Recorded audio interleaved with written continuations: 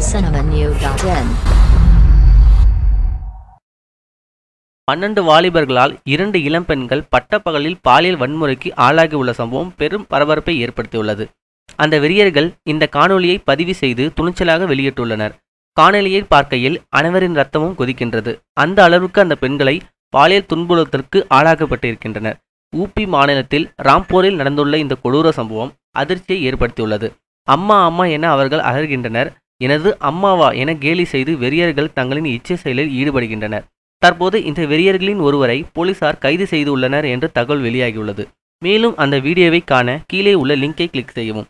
மேலும் இதுபோல செய்திகளுக்கு லைக் மற்றும் சப்ஸ்கிரைப் செய்யவும்.